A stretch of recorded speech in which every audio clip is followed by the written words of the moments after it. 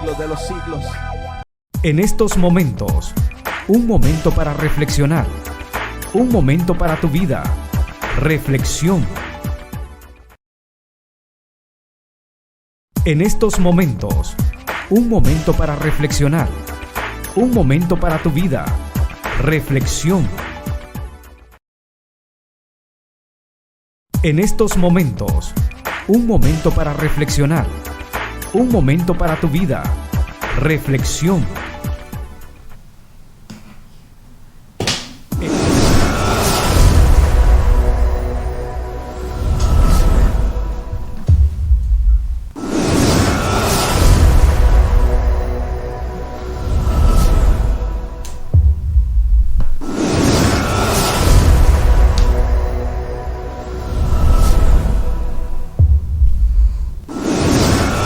Que el Señor les bendiga, amados hermanos. Gracias una vez más por estar con nosotros. Estamos transmitiendo en vivo en este día jueves. Gracias a usted que nos sintoniza. Casi ya finalizando un mes más, donde la gracia y la misericordia de Dios están aflorando precisamente a través de su Espíritu Santo.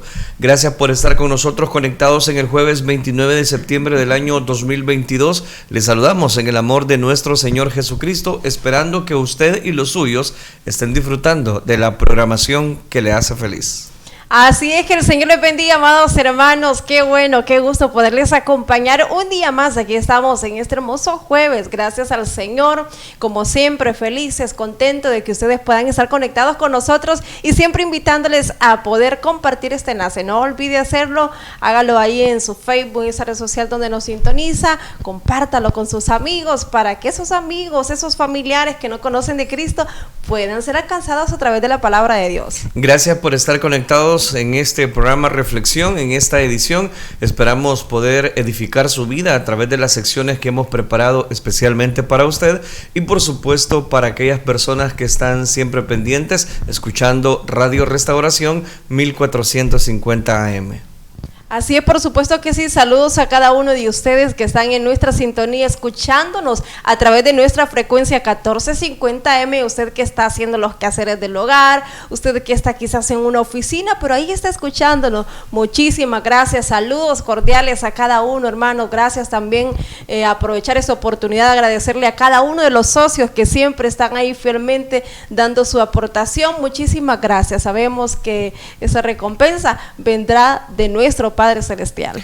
Gracias a usted que está en sintonía. Traemos Biblia Project y también el estudio de la primera carta del apóstol Pablo a los tesalonicenses. Le invitamos también para que usted nos deje su comentario, comparte la transmisión, como lo decía Mari, para que más personas vayan dando cobertura a esta página. Esta es la tercera transmisión que hacemos del programa Reflexión a través de esta fanpage. Gracias a usted que ya está compartiendo la transmisión y por supuesto nos está dejando sus comentarios. Nos alegra mucho poderles nuevamente acompañar y dejamos de una vez con ustedes Biblia Project. El libro de Jueces. Recuerda que después de que Josué guió a las tribus de Israel hacia el interior de la tierra prometida, él les llamó a ser fieles al pacto con su Dios, obedeciendo los mandamientos de la Torá. Y si hacen esto, ellos les demostrarán a todas las demás naciones cómo es Dios. Así que Jueces comienza con la muerte de Josué y básicamente cuenta la historia del completo fracaso de Israel. El nombre del libro viene del tipo de líderes que Israel tuvo en este periodo. Antes de que tuvieran reyes, las tribus fueron gobernadas por jueces. Ahora, no pienses en algo como una corte.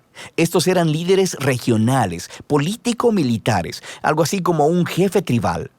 Y necesita ser advertido, el libro de Jueces es muy perturbador y violento. Cuenta la historia de la corrupción moral de Israel, de su mal liderazgo y básicamente de cómo vinieron a ser semejantes a los cananeos. Pero esta triste historia también debe generar esperanza para el futuro, y puedes ver esto en la manera en que el libro está diseñado. Hay una larga introducción que prepara el escenario para el fracaso de Israel, porque ellos no expulsan a los cananeos que quedaron. Luego tenemos la gran sección principal del libro, con historias acerca de la creciente corrupción de los jueces de Israel. Y la progresión de la narración muestra cómo los líderes de Israel pasan de bastante buenos, a malos y a peores. La sección final es bastante perturbadora y muestra la corrupción del pueblo de Israel en su totalidad. Así que profundicemos para explorar un poco más cada parte. La sección inicial comienza con las tribus de Israel en sus territorios en la tierra prometida. Y aunque Josué derrotó algunas de las ciudades cananeas claves, todavía había mucha tierra que conquistar y muchos cananeos viviendo en esas áreas. Así que el capítulo 1 incluye una larga lista de grupos cananeos y ciudades que Israel no expulsó de la tierra. Ahora, recuerda, el objetivo de expulsar a los cananeos era evitar que Israel adoptara la corrupción moral y la manera de adorar a sus dioses mediante el sacrificio de niños. Dios llamó a Israel a ser un pueblo santo, y esto no estaba sucediendo. El capítulo 2 describe cómo Israel simplemente se estableció junto a los cananeos y adoptó todas sus prácticas culturales y religiosas, y la historia se detiene justo aquí. Por casi un capítulo entero, el narrador nos da una vista general de todo lo que está a punto de suceder en el cuerpo del libro. Esta parte de la historia de Israel, dice el narrador, es una serie de ciclos en espiral descendente. Israel se vuelve como los cananeos, así que pecarían en contra de Dios. De manera que Dios les permitiría ser conquistados y oprimidos por los cananeos, y eventualmente los israelitas verían su error y se arrepentirían. Así que Dios levantaría a un libertador, un juez de entre Israel, que derrotaría al enemigo y traería una era de paz. Pero Israel eventualmente volvería a pecar, y el ciclo volvería a empezar. Este ciclo provee el diseño literario y el flujo de la siguiente sección principal del libro. Se repite para cada uno de los 6 jueces principales cuyas historias se relatan aquí. Ahora, las historias de los primeros 3 jueces, Otoniel, Ahod y Débora, son aventuras épicas, pero también son historias extremadamente sangrientas. Los jueces mismos o las personas que ayudaban al juez derrotaban a sus enemigos y libraban al pueblo de Israel. Las historias de los siguientes 3 jueces son más largas y se enfocan en las fallas del carácter de los jueces, quienes se vuelven peor cada vez. Así que Gedeón comienza bastante bien. Es un hombre cobarde, pero eventualmente termina confiando en que Dios puede usarlo para salvar a Israel. Así que él derrota a un enorme ejército de madianitas con solo 300 hombres, llevando antorchas y cántaros de barro. Pero Gedeón tiene un carácter bastante malo y asesina a un grupo de israelitas porque no lo ayudaron en su batalla, y de ahí todo va de mal en peor. Él hace un ídolo con el oro que ganó en sus batallas, y después que él muere, todo Israel adora al ídolo como a un dios, y el ciclo comienza otra vez. El siguiente juez principal es Jefté, quien es algo así como un matón de la mafia que vive en las montañas. Y cuando las cosas se ponen muy mal para Israel, los ancianos vienen a él y le ruegan por su ayuda. Y Jefté era un líder muy efectivo. Ganó muchas batallas contra los amonitas, pero estaba tan poco familiarizado con el Dios de Israel que lo trata como a un dios cananeo. Jura sacrificar a su hija si gana la batalla. Esta trágica historia nos muestra qué tan bajo ha caído Israel. Ya no conocen el carácter de su propio Dios, lo que los lleva al asesinato y a la falsa adoración. El último juez, Sansón, es por mucho el peor. Su vida empezó con mucha promesa, pero a él no le importa el Dios de Israel. Era promiscuo, violento y arrogante. Ganó brutalmente batallas estratégicas contra los filisteos, pero a costa de su propia integridad, y su vida termina con un violento asesinato en masa. Ahora, una nota rápida. Notarás un tema repetido en la sección principal del libro. En momentos claves, el Espíritu de Dios empoderará a cada uno de estos jueces para lograr grandes actos de liberación. Ahora, el hecho de que Dios use a estas personas realmente arruinadas no significa que valide todas o aún algunas de sus decisiones. El primero y principal compromiso de Dios es salvar a su pueblo. Pero todo lo que tiene para trabajar son estos líderes corruptos, así que Él obra a través de ellos. Esta sección entera está diseñada para mostrarnos lo mal que se han puesto las cosas. Ya no puedes diferenciar entre los israelitas y los cananeos, y estos solo son los líderes. La sección final muestra a Israel como un todo, tocando fondo. Hay 2 historias trágicas aquí, y no son para gente con corazón muy débil. Están estructuradas por una frase clave que se repite 4 veces al cierre del libro. En esos días no había rey en Israel, y cada uno hacía lo que bien le parecía. La primera historia es acerca de un israelita llamado Micaía, que construye un templo privado para un ídolo. y el lugar es saqueado por un ejército privado enviado de la tribu de Dan. Así que ellos llegan y se roban todo, y luego van y queman la pacífica ciudad de Lais y asesinan a todos sus habitantes. Es una historia horrible. Cuando Israel olvida a su Dios, los más fuertes se salen con la suya. La última historia del libro es aún peor. Es una impactante historia de abuso sexual y violencia que conduce a la primera guerra civil de Israel. Es una historia muy perturbadora y ese es el punto. Se supone que estas historias sirvan como advertencia. El descenso de Israel a la autodestrucción es el resultado de apartarse del Dios que los ama y quien los salvó de la esclavitud en Egipto. Israel necesita ser librado de nuevo, ahora de ellos mismos. El único rayo de esperanza se encuentra en esta frase repetida en la última parte del libro. De hecho, forma la última oración de la historia. No había rey en Israel. De manera que el escenario está listo para que los siguientes libros cuenten los orígenes de la familia del rey David, el libro de Ruth y también los orígenes del reinado mismo en Israel, el libro de Primera de Samuel. Pero la historia de los jueces tiene valor como tragedia. Es una explicación que nos trae sobriedad, nos demuestra la condición humana y al final apunta hacia la necesidad de la gracia de Dios enviando un rey que rescate a su pueblo. Y de esto trata el libro de Jueces.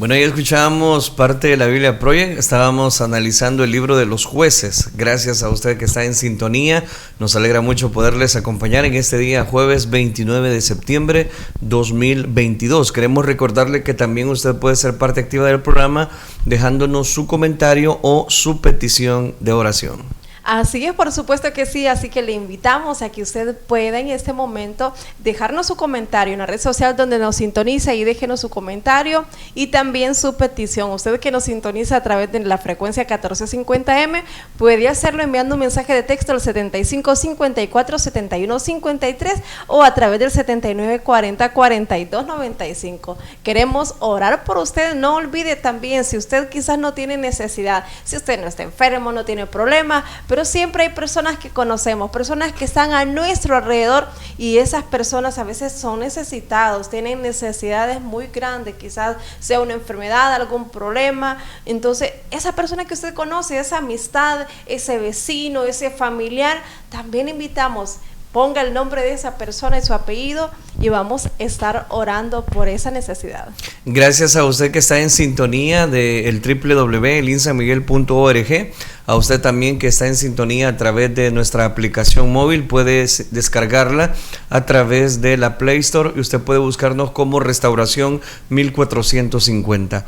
Gracias por estar con nosotros. También los que se unen a través de las redes sociales en este momento, va nuestro más cordial saludo, esperando que juntos recibamos la palabra de Dios en este día.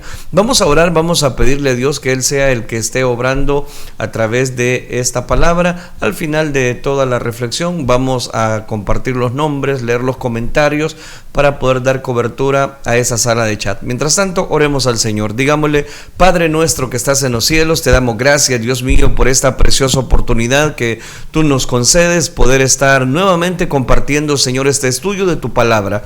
Alumbra nuestro camino, que tu palabra se pose sobre nuestras vidas. Habla a cada uno de nosotros. Reconocemos que pueblo tuyo somos y ovejas de tu prado. Gracias por cada persona que está pendiente de la transmisión, la comparte y juntos ahora que tu Espíritu Santo hable a nuestras vidas. Gracias, Cristo Jesús. Amén, Señor, y amén. Continuamos desarrollando el estudio de esta primera carta del apóstol Pablo a los tesalonicenses. Encontramos ya el capítulo número 2. Hemos analizado los primeros 16 versículos de este interesante capítulo donde nos expresaba Pablo acerca de la fe. La persecución de la fe fue el tema que estuvimos analizando anteriormente. Y mencionábamos que la única manera de librarse de la persecución es siendo infiel a Jesús y a su mensaje.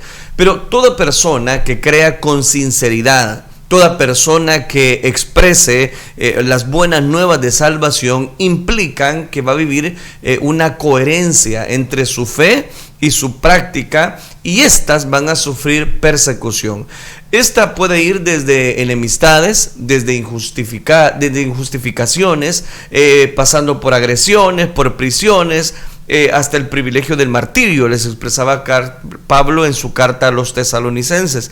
Pero hablábamos acerca del indicativo de que nuestra fe es sana, y cuando nosotros caminamos bajo la cobertura de Dios, Él está presto para ayudarnos, para corregirnos, para darnos vida y vida en abundancia. Bien dijo Pablo, y que fue el último versículo que analizábamos el día de ayer, el versículo 16 de este capítulo número 2, impidiéndonos hablar a los gentiles, decía Pablo, esa persecución para que estos se salven. Así colman ellos siempre la medida de sus pecados, pues vino sobre ellos la ira de Dios hasta el extremo. Expliqué también que estos dos versículos, el versículo 15 y 16, es una glosa, es decir, que eran versículos que fueron antepuestos para dar un significado, y que todo precisamente llevara un sentido para esta carta. Los cristianos de Judea habían sido no solo perseguidos, sino también forzados para que no hablaran del evangelio a los gentiles, a la gentilidad, y así impedir precisamente el que el evangelio corra, el que el evangelio se estableciera dentro de dicha comunidad.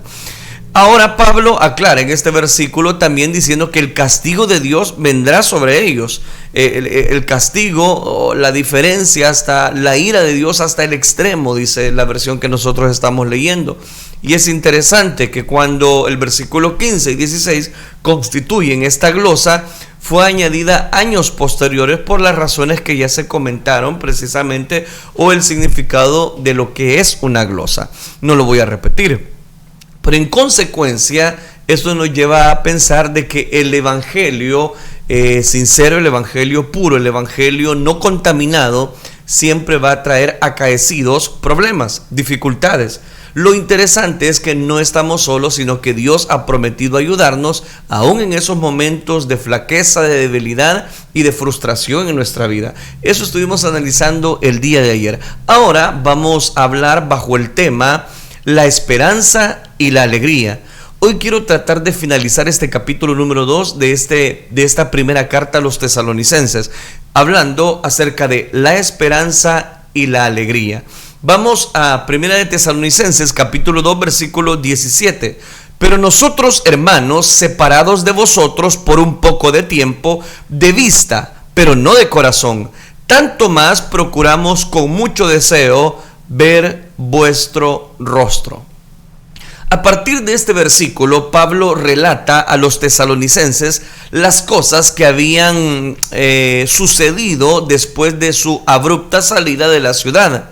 La persecución les impuso la separación de vista a los hermanos, específicamente de Pablo a la iglesia de Tesalónica, pero la dureza de las condiciones no los separaba de corazón. Al contrario, Pablo llegó a desarrollar un amor tierno, un amor que ha ocupado ya figuras, yo dije eran símiles, donde él ocupaba precisamente esa estructura de cómo poder arrollarles, cuidarles, mentorearles, capacitarles. Y hoy va a añadir precisamente dos aspectos más, como el tema de la esperanza, el tema de el amor precisamente para con ellos. Esa unidad estaba basada en los ideales, en los valores, en los anhelos que eran comunes precisamente para dicha comunidad.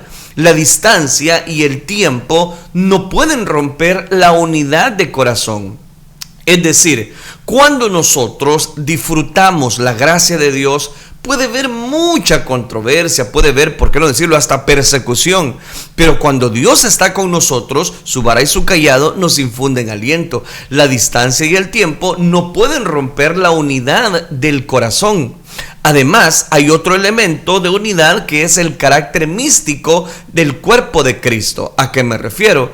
La iglesia no es una entidad corporativa, es un organismo, diversos miembros que forman parte de un cuerpo. Se trata de la dimensión sobrenatural de la iglesia que se vive por medio de una fe. y una fe auténtica, una fe genuina, pero que también se corrobora en la práctica de los creyentes.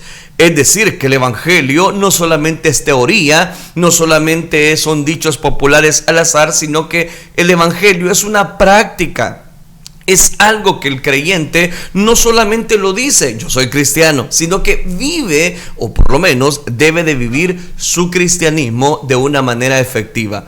El bautismo en agua y la cena del Señor, por ejemplo, son esos indicativos de ceremonias concretas que celebran la unidad esencial de los cristianos. Unidad que no es afectada por el tiempo ni la distancia. Por el tiempo y la distancia no se ve afectada esa unidad.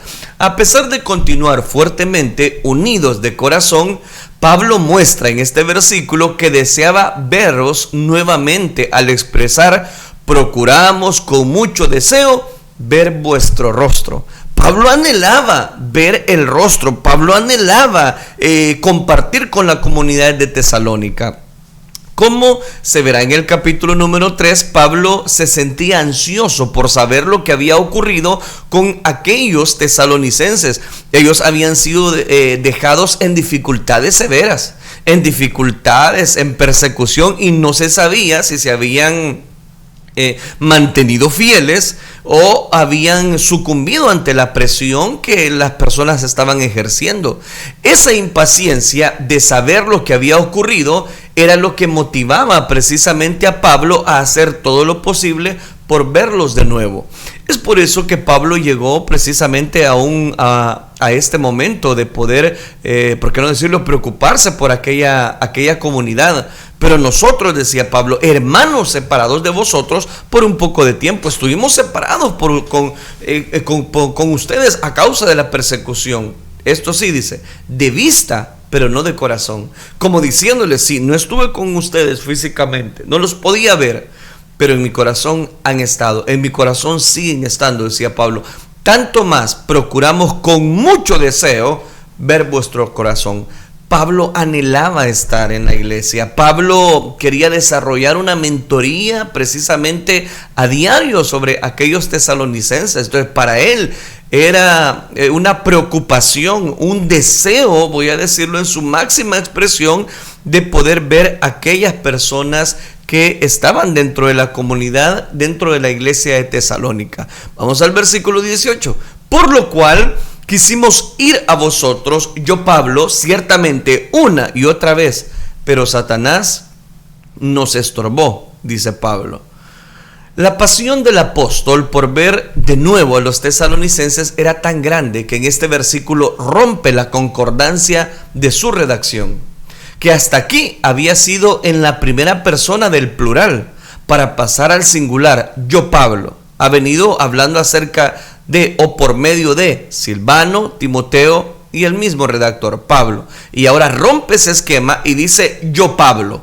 En ese detalle que volverá a repetirse más adelante se revela que el verdadero precisamente escritor de la carta fue Pablo, aunque presentará a Silvano y a Timoteo como los coautores de la carta. Ellos habían deseado de nuevo ir a la iglesia de Tesalónica, pero Pablo lo había hecho más insistentemente. Es decir, Pablo seguía recordando con mucho amor, con mucho entusiasmo y queriendo estar con ustedes, como él lo está diciendo en esta carta, en este versículo, insistentemente. Eso no había sido posible, y la razón dada fue: Satanás nos estorbó. En ocasiones Dios permite que Satanás gane algunas batallas, pero no podrá ganar la guerra. Hay cosas que quizás están dando mucha fortaleza o mucha fuerza dentro de tu vida. Y hay veces uno se pregunta, ¿por qué me pasan estas cosas a mí? No siempre, pero hay veces suceden precisamente como Pablo está mencionando acá. Satanás nos estorbó y no he podido ir a visitarles a ustedes. Por eso decía que en ocasiones Dios permite que Satanás gane algunas batallas, pero nunca, oiga bien, nunca podrá ganar la guerra. La guerra está asegurada cuando nosotros caminamos bajo la cobertura de Dios. En la actualidad existe mucho triunfalismo ante las posibilidades de Satanás, al extremo de mostrar precisamente a los cristianos como si fueran inmunes. Eso es muy peligroso, pues desarrolla en aquellos oyentes la idea de que nunca serán estorbados o impedidos por Satanás. Pero el apóstol acepta sin rodeos, sin titubear, que Satanás había tenido éxito en estorbarlos. No se puede argumentar que Pablo se encontraba en una condición de pecado o carente de espiritualidad. La entrega a Dios no nos inmuniza, no nos hace, voy a decirlo de esta manera, inmunes ante el pecado. Satanás es un adversario real. Y quiero que me preste su atención. Eso es lo que significa su nombre, adversario, y por eso ejerce una posición auténtica, voy a decirlo, con poderes, porque es un ángel de luz. Pero esa oposición, aunque es auténtica, recuerde, más poderoso es el que está con nosotros para poder vencer toda obra de las tinieblas. El mismo Señor, la noche que fue entregado, aseguró a sus discípulos que esa era la hora de las tinieblas. El Señor le dijo, llegó la hora de las tinieblas. Sin ella, las escrituras no se habrían cumplido. El que Satanás venza de vez en cuando es la manera en que los propósitos de Dios se cumplen. Es la manera como Dios muchas veces va a obrar. Los propósitos de Dios siempre se van a cumplir.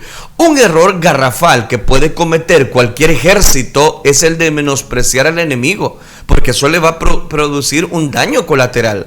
Las cosas no siempre serán fáciles y algunas veces la obra de Dios será estorbada, tendrá retroceso, tendrá pérdidas, tendrá bajas. Las dificultades pueden agravarse aún más y llegar a amenazas de muerte, agresiones violentas, de martirio, todo esto dentro de lo probable. Por tanto, es imperioso afirmar las convicciones y armarse de paciencia, de que Dios que comenzó en nosotros la buena obra, la va a perfeccionar, y que la esperanza es lo que nos mantiene precisamente anclados en una fe auténtica. Benita Rivera, joven mexicana de 22 años, miró por la ventanilla trasera de la camioneta. Era de noche, caía una fuerte lluvia y la carretera estaba resbalosa. Detrás de ellos venía un automóvil con las luces encendidas. Eran luces blancas, rojas, azules, que se apagaban, se encendían intermitentemente, y era efectivamente un radio patrulla. El conductor del vehículo en que viajaba Benita hizo una brusca maniobra. La camioneta voló fuera del camino y dio varias vueltas. Todos los demás pasajeros murieron en el acto y a Benita le tuvieron que amputar las dos piernas. Era el 28 de noviembre de 1983 en Brawley, California. Para febrero de 1984, Benita podía pararse sobre dos piernas artificiales, prótesis. Toda una serie de milagros médicos y ayuda humana le habían provisto de dos extremidades para poder caminar. Cuando dio los primeros pasos, sonriente en el hospital de Brawley, California, uno de los tantos médicos que le había tratado gratuitamente le dijo: nuevas piernas, nuevos pasos, nueva esperanza, Benita.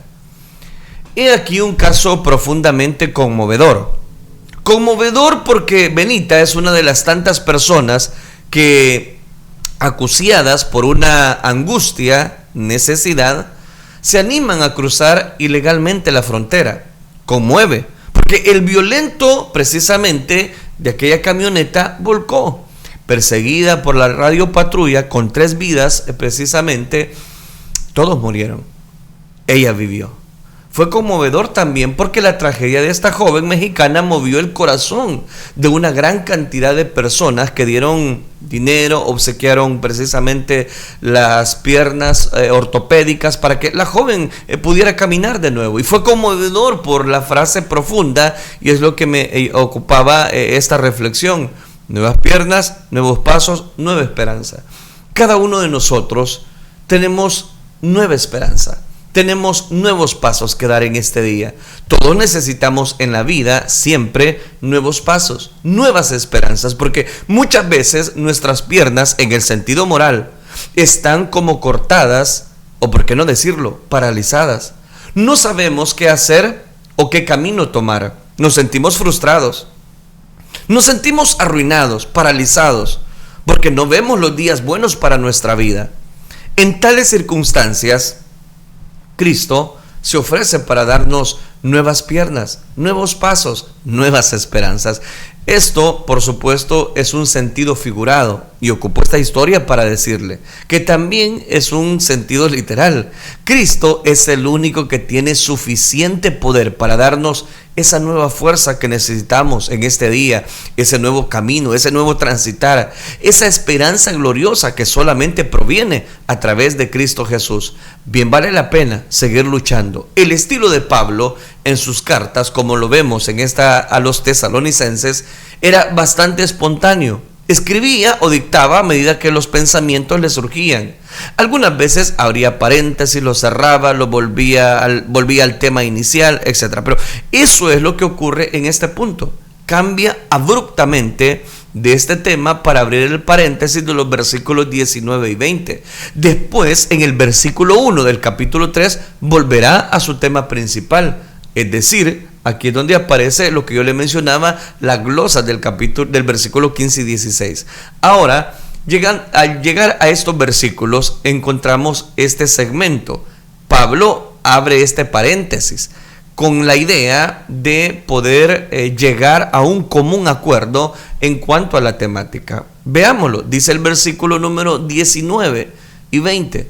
¿Por qué? ¿Cuál es nuestra esperanza o gozo o corona de que me gloríe? Dice Pablo. ¿No lo sois vosotros delante de nuestro Señor Jesucristo en su venida? Vosotros sois nuestra gloria y gozo. Oiga, qué interesante, les hace la pregunta. Dos preguntas. ¿Cuál es nuestra esperanza o gozo o corona de que me gloríe? Dos. ¿No lo sois vosotros delante de nuestro Señor Jesucristo en su venida? Pablo está dando cobertura a dos preguntas. El anhelo intenso de Pablo por ver a los tesalonicenses le hace referirse a la venida del Señor Jesús, ya que en ese día ellos serían su corona. La palabra griega que se traduce por venida es parusía. Este concepto no fue una elaboración cristiana, sino que era muy usual en el mundo grecorromano. La palabra parusía era usada por los paganos para referirse a las visitas que los dioses hacían a los humanos. Por asociación se comenzó a utilizar referida a los emperadores, a quienes se les atribuía cierto poder de divinidad. En ese contexto, parusía adquirió una connotación política. Se usaba para referirse a la visita del emperador a una ciudad y a la expectación que despertaba en aquellos pobladores de dicha ciudad. Muy parecido a los mítines electorales que hoy en día se ven en la mayoría de países latinoamericanos, cuando el animador calienta el ambiente con expresiones tales como: el candidato ya viene en el camino, favor presentarse, ya está a la puerta de la ciudad, aquel que será nuestro alcalde, nuestro presidente, ya se siente su presencia, y están los motivadores. Algo así era una especie de motivación. Era un recurso político para generar la aceptación del emperador en esta época, entre las personas, lógicamente. Pablo tomó la palabra parusía y la usó para referirse a la venida del Señor Jesús. De esta manera opuso el señorío de Jesús al señorío del emperador. Note qué interesante. Pablo realmente era una persona que analizaba mucho. La auténtica parusía que había que esperar no era la del emperador, sino la de Jesús, porque solo la de él era una verdadera buena nueva. Entonces note, Pablo ocupaba la palabra parusía como diciendo en este versículo: delante de nuestro Señor Jesucristo en su venida. Pablo se convertía anunciando precisamente la venida del Hijo de Dios. Ahora, esa palabra Pablo la tomó para hablar no de un emperador, no de una persona X, no de una persona Y, sino de aquel que le había aparecido a él como la luz más resplandeciente del mediodía, como bien lo cuenta él en su testimonio, Libro de los Hechos. El propósito del apóstol, al mencionar la parusía, era el de hacer ver a los tesalonicenses que en ese día ellos serían su motivo de orgullo, de gozo, de placer espiritual. Pablo acumula los sustantivos esperanza, gozo y corona para darle solemnidad a su pregunta. ¿Por qué? Dice, ¿cuál es nuestra esperanza o gozo o corona de que me gloríe? Y luego responde con contundencia, vosotros sois nuestra gloria y gozo. La alegría de la parusía, de la venida, sería ver a los tesalonicenses, este es el punto, justificados, lavados, santificados, glorificados ante el Señor, como diciéndoles, hay un galardón por todo este sufrimiento por el cual ustedes han estado padeciendo. Hay una bendición por la cual ustedes un día vamos a ver recompensados. Hay un galardón final del servidor fiel y humilde. Serán las mismas personas rescatadas por su testimonio. El objeto último del Evangelio no es la construcción de edificios. El objetivo final del Evangelio no es la construcción de institutos bíblicos o ministerios impresionantes. No. Tampoco es que en esas cosas sean malas. No estoy hablando de que todo eso sea malo. No. Pero deben ser colocadas en su verdadera dimensión de útiles para alcanzar un fin superior. Ese fin debe de homologarse con el que sí es objeto, lo último del Evangelio. La persona humana, la encarnación lo expresa de manera dramática cuando Dios se hace hombre. No solo se enfoca en el objeto de su salvación, sino que se convierte en ese objeto precisamente de siendo hombre, va a la muerte y al sepulcro. Desde ahí levanta a la criatura humana con vida de resurrección. Los ministerios, la infraestructura eclesiástica, la educación teológica y todos los demás instrumentos deben alinearse al interés de Dios por su criatura, por aquellas personas que necesitan encontrar la salvación en sus vidas. No hay que sacramentar los medios, voy a decir lo que el ser humano pueda poner al servicio de Dios. No hay que colocar el sábado por encima del hombre. La gloria de Dios es la salvación del ser humano, y para Pablo la corona de su gloria era la venida del Señor, eran las personas específicamente. ¿De qué nos habla esto? Para Pablo era muy importante valorar a cada una de estas personas. Era muy especial la comunidad de la iglesia de Tesalónica. Había mucha esperanza para esas personas. El fuego comenzó con un cortocircuito. En pocos minutos toda la casa estaba envuelta en llamas. Los 3 cuartos y las dependencias de la residencia quedaron reducidos a cenizas humeantes, junto con todo lo que había dentro, por supuesto. Se quemó todo. Fue en el mes de octubre que la familia de Raúl y Fabela Martínez de California quedó en la calle. Con la ayuda de algunas instituciones benéficas, de iglesias, de amigos, armaron una nueva casa, levantaron paredes, etcétera, etcétera. Sin embargo, a los 4 meses exactos, un segundo incendio arrasó otra vez con todo, con esta casa nueva. La casa quedó de nuevo en escombros y la familia Martínez volvió a quedar en la calle. Esto era el colmo. Una sola frase resumía la situación: ya no nos queda nada, concluyó Raúl. Ante la casa, ni dinero, ni esperanza, ni fe. Nadie puede negar que una doble catástrofe de esa índole basta para aplastar a cualquiera. Que a uno se le queme la casa con todo su contenido es una desgracia. Pero a Raúl y a Fabela Martínez les ocurrió 2 veces. 2 veces en el brevísimo lapso de solo 4 meses. Con razón dijo Raúl, ya no nos queda nada. No nos queda casa, ni dinero, ni esperanza, ni fe. Esta frase nos lleva a una reflexión. Quedándose uno sin casa, todavía puede sobrevivir. Quedándose además sin dinero, aún así hay vida. Muchos son los que han comenzado una vida nueva cuando todo lo tangible se les ve esfumado. El ser humano, con esa resistencia que es parte de su naturaleza, es capaz de soportar casi cualquier tragedia. Pero cuando se esfuma la esperanza, cuando se apaga la fe, cuando se pierde uno la confianza en sí mismo, en el prójimo y en Dios, ya es para decir no tengo razón para vivir. Hay personas que se identifican perfectamente con Raúl Martínez y la familia Martínez, pues intentan que han llegado a ese punto. La vida ha sido muy cruel con ellas, con ellos. Piensan que no les queda ya más recurso para decirle adiós a este mundo. Sin embargo, hay un detalle interesante.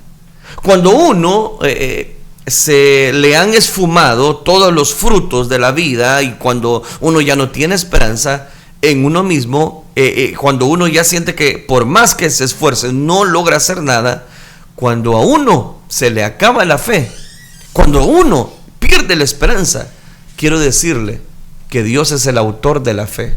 Él devuelve la esperanza que tanto necesitamos. El secreto consiste en darle tiempo a Dios.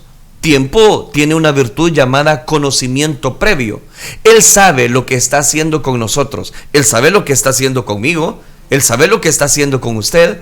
Sabe y para dónde nos está llevando. La fe y la esperanza las da Dios, pero las da a su tiempo, pues sabe exactamente cuándo es que usted y yo la necesitamos. Quiero invitarle a que usted tenga paciencia. Dios nunca se equivoca. Él está presto para ayudarnos, para darnos vida y vida en abundancia. Bien dijo Pablo en estos versículos que estamos citando. Porque ¿cuál es nuestra esperanza? Como diciéndole, vaya, díganme, ¿cuál es nuestra esperanza? ¿Cuál es nuestro gozo? ¿O cuál es la corona de la cual yo me voy a gloriar? Pablo les dice en una pregunta retórica, una segunda pregunta retórica. ¿No lo sois vosotros delante de nuestro Señor Jesucristo en su venida? Vosotros sois nuestra gloria y gozo. Si Pablo tenía que, voy a decir, proteger su ministerio, o voy a decir, defender el liderazgo que Dios le había dado, ¿cómo podía hacerlo? Con este versículo.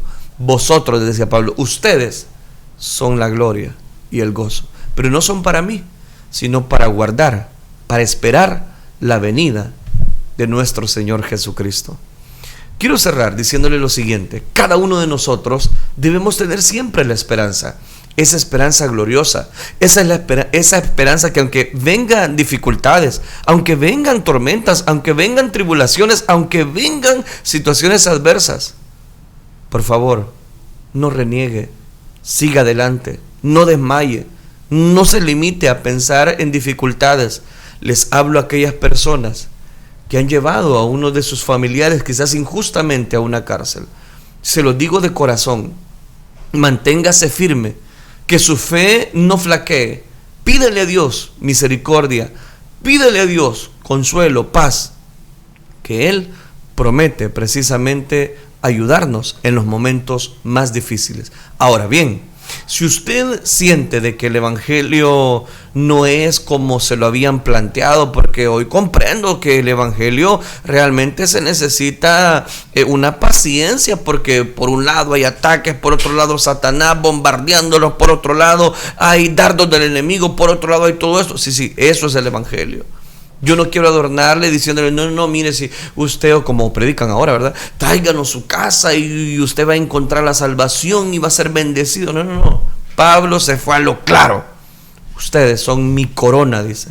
Pero esa corona es para esperar, dice Pablo, la venida de nuestro Señor Jesucristo. Amado hermano, en el amor de Dios, hermana, si usted tiene un esposo inconverso, iba a usar la palabra marido, pero a algunos no les gusta, pero usamos la palabra esposo. Si usted tiene su esposo que todavía no es cristiano, sígale pidiendo a Dios. Si usted le entregó su vida a Cristo, conoció a Cristo y ahora su vida ha cambiado totalmente, pero la tensión en la casa es terrible, yo le digo, busque a Dios.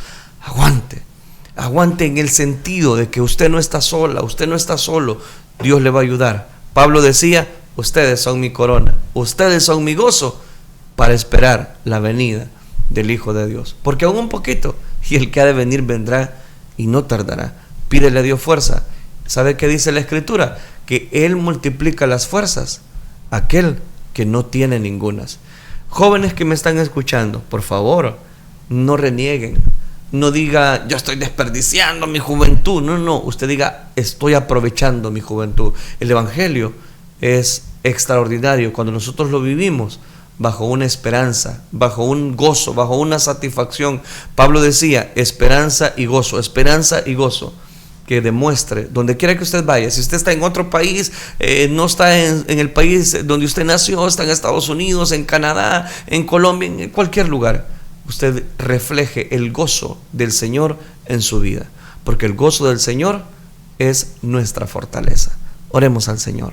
Padre, gracias te damos porque Tú tienes cuidado en nuestras vidas. Gracias por hablar a nuestros corazones. Gracias por ministrar nuestras vidas. Gracias por este tema, Dios mío, que nos permite desarrollar en esta hora. Te pedimos que seas tú el que esté ministrando siempre en nuestros corazones. Que tu palabra corra, Señor, por todas las personas que en este momento nos están sintonizando. Que la esperanza y la alegría, que la esperanza y el gozo se puedan reflejar donde quiera que vayamos, donde quiera que estemos. Si es en el trabajo, danos ese gozo, danos esa satisfacción, danos esa esperanza de que tú, Señor, eres el que nos das y produces así el querer como el hacer. Gracias por cada vida que ha estado pendiente de esta transmisión. Guárdales, auxíliales y guíanos a todos por sendas de justicia, por amor de tu nombre. Gracias, Cristo Jesús. Amén, Señor, y amén. Amén. La gloria sea siempre para nuestro Dios. Esperamos que esta palabra haya sido de bendición para su vida. Y en este momento voy a leer cada uno de los comentarios que ustedes nos han enviado. Por aquí tenemos a mi hermana Claudia Carranza que dice: amén, aleluya, gloria a Dios. El nombre de Jesús es poder, dice mi hermana Claudia Carranza. Así es, definitivamente, amada hermana. También Jenny López dice: buen día, bendiciones familia. Bendiciones, Jenny López, saludos hasta Estados Unidos. Elizabeth Miranda dice: mi hermana, Dios les bendiga, hermanos. Amén, así es, amén, aleluya, dice mi hermana Elizabeth Miranda. Hermana Teresa Martínez también nos escribe: gracias, hermana. Dice: bendiciones, hermanos. Gracias a Dios por un nuevo día, ya en sintonía para escuchar la palabra de nuestro Dios. Saludos, amén. La hermana Sonia Rodríguez también nos escribe: aquí estamos lista para recibir la palabra de Dios. Amén. Hermana Saraí Montiel dice: gracias por transmitir. Amén, hermana. Muchas gracias también a usted por estar en sintonía. Hermana Lilian Núñez nos dice: amén. Gracias, amado Dios, por esta reflexión. Tu palabra siempre nos edifica y nos fortalece. Dios siga bendiciendo su vida, pastor, y su esposa y familia. Muy buen mensaje que ha sido de gran bendición a nuestra vida. Amén, hermana, gloria a Dios. Hermana María Sol también dice: amén, gloria a Dios, que nos permite otro día más para poder escuchar su palabra. Que Dios continúe bendiciendo sus vidas, amados hermanos. Amén, hermana, así sea también para usted. Hermana Saray Montiel dice: Dios es fiel, aleluya, amén, así es. Hermana Dorian Aparicio dice: bendiciones, amados hermanos, y bendiciones, pastor Melvin y su amada esposa, ya listo para escuchar la palabra de Dios. Amén. Hermana Mari Jiménez nos dice: saludos, Dios me los bendiga, mis amados hermanos. Amén, hermana Mari Jiménez. Hermana Dorian Aparicio nos dice: gloria a Dios, linda palabra, tú eres nuestra ayuda y fortaleza. Amén, así es. Hermana Etelvina Campo dice: buenos días, amados hermanos, Dios es precioso, definitivamente. Hermana Sonia Rodríguez dice: gloria a Dios, saludos, amén, saludos. Hermana Lilia Núñez dice: Dios los bendiga, hermanos, amén. Hermana Reina Valdés dice: gloria a Dios, agradecida por estar escuchando la palabra que me sostiene día a día. Dios los bendiga grandemente, hermano pastor y su esposa, amén. Hermana, bendiciones. Hermana Norman Pascasio dice: bendiciones, hermano, bueno es Dios que nos permite un nuevo día. Así es. Hermana Reina Valdés dice: amén, gloria a Dios, todo lo sabe, dice, amén. Hermano Ger Alba dice: saludos, siervo, Dios le bendiga grandemente, amén. Hermana Yolanda Aparicio, saludos, hermana Yoli, dice: poderosa palabra, amén, gloria a Dios. Hermana Telvina Campos también dice: que el Señor Todopoderoso hable a nuestras vidas a través del pastor Melvin López, amén, amén. Esperamos que así haya sido. Y hermana María Sol le envía un emoji, y también mi hermana Dorian Aparicio. Gracias, amados hermanos, a cada uno de ustedes por estar siempre pendiente, por estar en sintonía y por siempre estar aquí comunicándose a través de un comentario con nosotros. Bendiciones. Gracias por estar con nosotros, siempre contentos de poderles acompañar también a través de las otras redes sociales, en este caso en el canal en YouTube. Mi hermana María Julia Dimas nos dice: hermosa alabanza. Mi hermano Edwin Josué Arevalo dice: Dios me los bendiga. Pido por favor me ayuden a orar por mi espalda lumbar. Dios siga añadiendo bendición a sus vidas y un bonito programa, dice. Amén, amén. Bendiciones, mi hermano Edwin Josué Arévalo. Mi hermana Evelyn Janet nos comparte un emoji y nos dice gracias por el consejo y el tema. Dice, amén, la gloria es para Dios. Saludos, mi hermana Evelyn Janet. Gracias por estar conectados en este programa Reflexión. María Julia Dimas, hermosa palabra de Dios. Amén, gloria a Dios. Bendiciones, amados hermanos. Gracias por escribirnos y realmente nos sentimos muy contentos de poderles servir y llevarles esta bendición espiritual a cada uno de ustedes.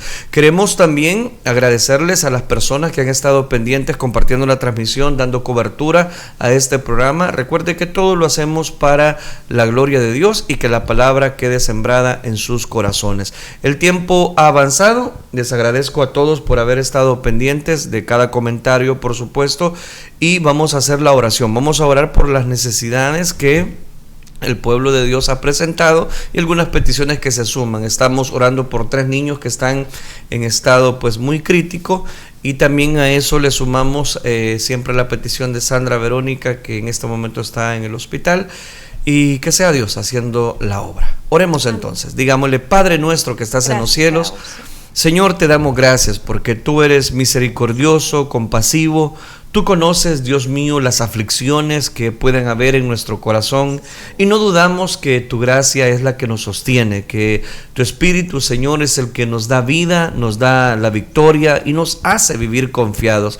Ahora suplicamos, toma control de cada una de estas peticiones. Sí, Señor, te pedimos misericordia siempre para cada uno de mis hermanos, hermanas, Señor, y niños que están en estas peticiones. Padre, te pedimos en esta hora por la vida, Señor, de cada persona, Señor Jesucristo, que está habitando esos países donde hay desastres. Señor, llega hasta esos países, Señor, donde los huracanes han devastado sus hogares. Padre, te pedimos en esta hora misericordia para esas vidas, Señor, para esas familias que se han quedado en la calle. Padre, sé tú el proveedor, Señor, sé tú ayudándolos en esos momentos de angustia, Señor, y consuela aquellas vidas que han perdido algún familiar. Señor, ten misericordia de República Dominicana, Señor, de todos esos países, Señor, allá en Estados Unidos, esos desastres. Padre, ten misericordia, Padre Celestial, en el nombre de Jesús, en tus manos depositamos esas personas, oh Dios. Te pedimos también, Señor Jesucristo, por la vida de mi hermano Edwin Josué Arévalo. Padre, te pedimos por su espalda lumbar, Señor, ten misericordia, sé tú sanando, Señor, esa espalda. Pon esa mano divina, esa mano sanadora sobre la espalda de tu siervo, Señor, y haz esa obra que solo tú la puedes hacer, oh Dios. Te pedimos también por la vida, Señor, de la niña Andrea Segura Dima. Sana esta niña de esa alergia, Señor. Ten misericordia de esta pequeñita, quita toda alergia en su cuerpo, Señor Jesús. Toma el control, Padre, y échala fuera de su cuerpo esa alergia, Padre. Te pedimos también por este niño de 7 años, Señor Jesucristo. Levántalo de esa coma en la que él ha caído, Señor. Tú sabes las razones, tú sabes la raíz del problema por el cual él está en coma. Te pedimos, llega, Señor, donde él se encuentra en esa cama, Señor, postrado. De ahí levántalo con tu gran poder, Señor Jesús. Te pedimos también por la vida de este bebé de 3 semanas de nacido, Señor. Ten misericordia, Padre. Sé tú destapando, Señor, esa arteria obstruida que tiene ese corazoncito pequeñito, Señor. Ten misericordia, despeja, Señor, esa arteria, Padre, en el nombre de Jesús te lo suplicamos, oh Dios. En tus manos depositamos la vida de este pequeñito, Señor. Sabemos que para ti no hay nada imposible. Rogamos por la vida de mi hermana Lucy, Señor. Celaya, sana completamente a tu hija, quita toda infección en su vista, Señor, y perfecciona tu obra, Señor, en cada una de las enfermedades que en ella están, Padre. Sabemos que tú tienes el poder y sabemos que tú llevaste cada una de nuestras enfermedades en la cruz del Calvario, Señor, y te damos desde ya toda la gloria porque sabemos que tú estás obrando, Señor. También te pedimos por la vida de Sandra Verónica de Flamenco, Señor. Seguimos rogándote por ella, seguimos esperando un milagro de parte de ti, Señor. Sabemos que para ti no hay nada imposible. Obra, Señor, ese milagro milagro de sanidad. Pon un alto a ese cáncer, sánalo completamente, Señor. Te pedimos también, dale fuerzas en este momento que está en ese tratamiento de quimioterapia, Señor. Fortalece su cuerpo, fortalécela emocionalmente, Señor. Totalmente te pedimos, fortalécela, Padre, en el nombre de Jesús. En tus manos está, Señor. Gracias te damos, Padre celestial. A ti te damos toda la gloria y toda la honra, Señor Jesús. Amén y amén. Amén, gloria a Dios. Dios les bendiga, amados hermanos. Gracias por habernos acompañado en este día. Que el Señor les bendiga.